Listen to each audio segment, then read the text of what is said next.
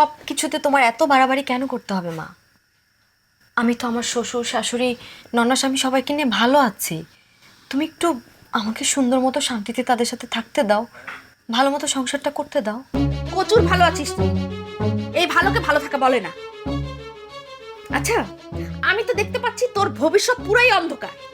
মা, আমি না তোমার কথার কোনো আগা মাথা কোনো কিছুই বুঝতে পারছি না। আগামাথা কিছু বুঝতে পারলে তোকে নিয়ে আর আমার এত টেনশন করতে হতো না। শোন, বাদরকে না বেশি লাই দিলে মাথায় উঠে যায়। তোর শ্বশুর শাশুড়ি আর ননদ না ঠিক তাই। আচ্ছা, ওদের সাথে কেন তোর এত পিতলা খাতির দিতে হবে আমি সেটাই তো বুঝতে পারছি না। মা, তাদের সঙ্গে আমি কেন পিতলা খাতির দেখাতে যাব? আমার যেটা মন থেকে আসে সেটাই করি আমি তাদের জন্য। আর আমার শ্বশুর শাশুড়িও তো আমাকে অনেক ভালোবাসে। তোমার সমস্যাটা কোথায় এখানে?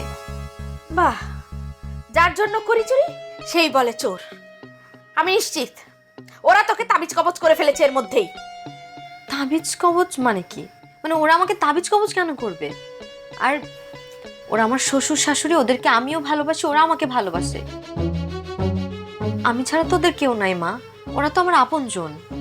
ও, তাহলে তোর শ্বশুর শাশুড়ি তারা হয়ে গেছে এখন তোর আপনজন, আর আমি হয়ে গেলাম পর, তাই না? আচ্ছা ঠিক আছে, তুই থাক তোর আপনজন নিয়ে, আমি তাহলে এখান থেকে চলে যাই। মা, তুমি এমন করে কথা বলছো কেন?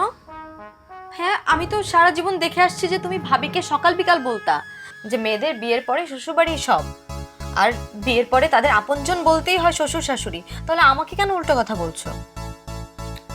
তুই আর তোর ভাবি, তোরা দুজন এক হলি? হ্যাঁ, আচ্ছা আমি না তোকে যে কি করে বুঝাই আমি সেটাই বুঝতে পারছি না। আমাকে বোঝাতে হবে না তোমার। তুমি কি বোঝাতে চাও সেটা আমি বুঝতে পারছি না। আল্লাহর হস্তে এখানে বেড়াতে আসছো, কয়েকদিন শান্তি মতো বেরিয়ে এখান থেকে চলে যাবা, এই পর্যন্তই। আর কিচ্ছু চাই না মা, কোনো ধরনের কোনো গন্ডগোল করো না এখানে প্লিজ। আমাকে শান্তি মতো সংসারটা করতে দাও।